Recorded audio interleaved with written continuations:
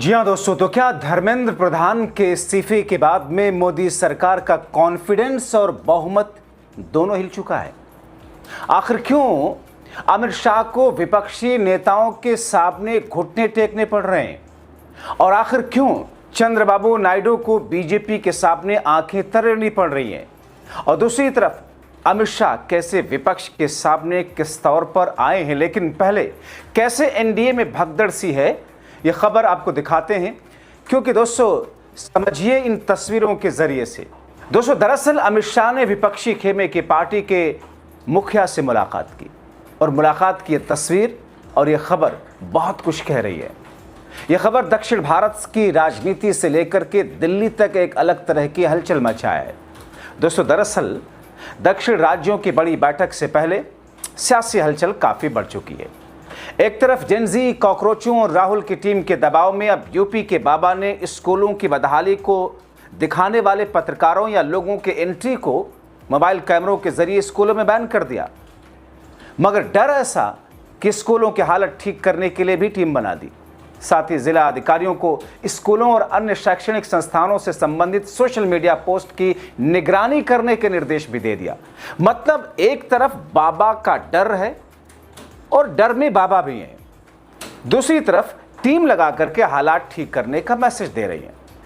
मगर तीसरी तरफ मुश्किलें शाह की कम नहीं हो रही हैं, क्योंकि दोस्तों सुप्रीम कोर्ट ने उस पावर्ड कमेटी को लेकर फाइनल स्ट्रक्चर तैयार कर दिया। कौन होगा, कौन कौन से लोग होंगे, क्या क्या जिम्मेदारी होगी। मगर दोस्तों बताऊंगा आपको इसको अंत में कि कौन कौन लोगों को इसमें शामिल किया गया। लेकिन दिल्ली में बैठी बीजेपी आलाकमान की टीम घुटनों पर है। केंद्र सरकार अब विपक्ष के आगे गिड़गिड़ा रही। हालात ये हो गए कि एक दिन पहले डीएमके, वही डीएमके दोस्तों जिसके पास में 22 सांसद हैं, जिनके 22 सांसदों पर लार टपका रही थी भाजपा, और खबरें आई कि डीएमके को मंत्रिपरिषद में लाने का ऑफर तक दे डाला। मतलब हड़बड़ाहट में सरकार घुटनों पर, मगर तभी नायडू ने आंखें तरेरी और भाजपा बैकफुट पर। क्योंकि इसके अगले ही दिन दक्षिण के राज्यों के मुख्यमंत्रियों की बैठक से ठीक पहले गृह मंत्री अमित शाह ने चंद्रबाबू नायडू से नहीं, तमिलनाडु के मुख्यमंत्री विजय थलपति से मुलाकात करके फिर से एनडीए में गड़बड़ झाले की तस्वीरों के संकेत दे दिए। और दोस्तों जैसे ही अमित शाह ने नायडू की जगह पर विपक्षी पार्टी के मुखिया थलपति विजय से मीटिंग के लिए न्योता भेजा, सारा गणित खिसकता और बिगड़ता दिखने लगा। मतलब कल तक जो लड़ाई अंदर खाने थी वो खुल करके सामने आ गई। एक तरफ चंद्रबाबू नायडू के बेटे नारा लोकेश का इस्तीफा, जिसको मैं पिछले 3 दिन से वहां पर जेनजी इस बात की लगातार मांग कर रही थी। दूसरी तरफ नायडू कांग्रेस की मीटिंग में तो जा रहे हैं, यानी कि कांग्रेस के मुख्यमंत्रियों के साथ, नेताओं के साथ में नायडू की नजदीकियां भी इस बीच में बनती हुई दिखाई दे रही। फिलहाल इन तमाम चीजों को देखते हुए अमित शाह, जो कि बीजेपी की राजनीति के चाणक्य हैं, जाहिर तौर पर हमेशा प्लान ए के साथ प्लान बी और सी लेकर चलते हैं। अब अमित शाह ने एक तरफ विजय थलपति से मुलाकात की, दूसरी तरफ चंद्रबाबू नायडू को मुंह पर ही मानो ना वाले सुर छेड़ दिए। अब आप इन तस्वीरों में देखिए, जब मुख्यमंत्रियों की बैठक हुई तो अमित शाह का स्वागत कौन कर रहा है? चंद्रबाबू नायडू नहीं कर रहे हैं। अमित शाह का स्वागत थलपति विजय ने किया और उसके बाद थलपति विजय का भी स्वागत हुआ। लेकिन चंद्रबाबू नायडू की तरफ अमित शाह पलटकर देखे तक नहीं, ना ही नायडू का स्वागत किया जाता है। आपको बताएं कि भारतीय जनता पार्टी इस वक्त अलर्ट मोड में नहीं, हाई अलर्ट मोड में। एक तरफ प्रधानमंत्री मोदी बागी सांसदों के साथ, जैसा कि हमने आपको दिखाया था कि बीते दिनों मुलाकात की, अमित शाह किस तौर पर कमाल संभालते हुए डीएमके के पास गए। डीएमके को कैबिनेट में मंत्रिपरिषद में लाने के लिए एक प्लान तैयार किया, मगर नायडू ने एक बार फिर से बीजेपी पर दबाव बनाना शुरू कर दिया।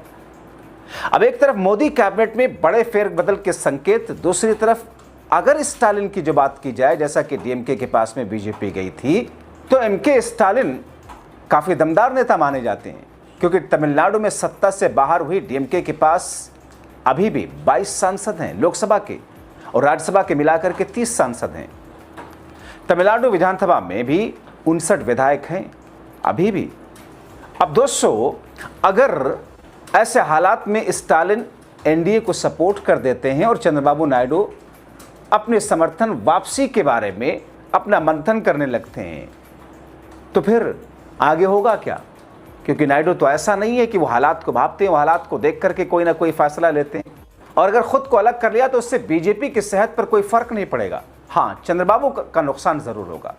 अब दोस्तों, पहले दावा किया जा रहा था कि बीजेपी 2/3 बहुमत जुटाने में लगी हुई है क्योंकि संसद में उसे पारित कराना था ऑपरेशन डिलिमिटेशन वाले बिल को। लेकिन जब से धर्मेंद्र प्रधान का इस्तीफा हुआ उसके बाद से मौजूदा बहुमत के लिए ही भारतीय जनता पार्टी ने सेटलमेंट की लाइन पर भी बढ़ना शुरू कर दिया। अब ऐसे हालात में कहा जा रहा है कि अभी तक सरकार को झुकाकर आंध्र प्रदेश के लिए बार्गेनिंग करने वाले चंद्रबाबू नायडू अब खुद के लिए, अपनी पार्टी के लिए कहीं ना कहीं ठगा हुआ से तो महसूस कर ही रहे हैं। उनको ऐसा महसूस होने लगा कि वो साइडलाइन या कॉर्नर हो रहे हैं। मगर उनका बदला मोदी अच्छे से जानते हैं, इसलिए प्रधानमंत्री नरेंद्र मोदी ने अब खबरें हैं कि खुद कमान संभालिए। और ये हवाई बात नहीं। अब दोस्तों, मानसून सत्र खत्म होने के बाद में दिल्ली से लेकर चेन्नई तक चर्चा है कि पीएम मोदी डीएमके को साथ लाने के लिए उस योजना पर काम कर रहे थे, क्योंकि डीएमके अगर आती है तो उसका 2 फायदा होगा, एक केंद्र में भी और दूसरा तमिलनाडु में भी। क्योंकि आने वाले दिनों में थलपति विजय और कांग्रेस वाले गठबंधन की मजबूत स्थिति को देखकर, बुनियाद को देखकर अब डीएमके, एआईए डीएमके और बीजेपी तीनों ही सोच रहे हैं कि लंबे समय तक इनको बैकफुट पर डालने के लिए अब इंतजार करना होगा। तो ऐसे में डीएमके को भी फायदा हो सकता है, मगर डीएमके और एआईए डीएमके क्या साथ आएंगे? वैसे एक मुद्दे पर आए थे जब थलपति विजय ने परिसीमन बिल के खिलाफ में प्रस्ताव पारित कराया, तो डीएमके और एआईए डीएमके कई सारे ऐसे बिंदु जिस पर साथ आते हुए दिखाएगी। अब दोस्तों, इसी बीच में जैसा कि मैंने आपको बताया था कल कि देवेंद्र फडणवीस को महाराष्ट्र से दिल्ली लाने की तैयारी कौन संग कर रहा था। तो एक तरफ नायडू ने कॉकरोच जनता पार्टी के प्रदर्शन को खुलकर सपोर्ट किया था, शुरुआत में चेताया भी था कि साहब इस स्थिति को बेहतर तरीके से डील कीजिए।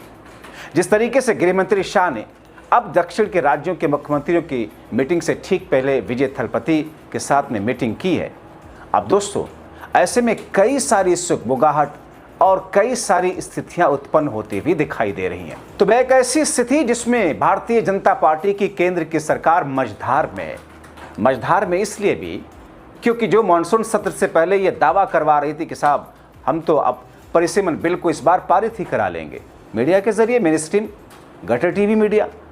मगर हालात ऐसे उत्पन्न हुए कि मानसून सत्र में एक दिन भी नहीं गए बातों का जवाब देने के लिए या चर्चा में शामिल होने के लिए। और इस बीच में सुप्रीम कोर्ट ने भी धड़कनें और तेज कर दी, क्योंकि शाह के इस्तीफे की डिमांड जेनजी के साथ साथ विपक्षी इंडिया गठबंधन और बहुत सारे धड़े कर रहे।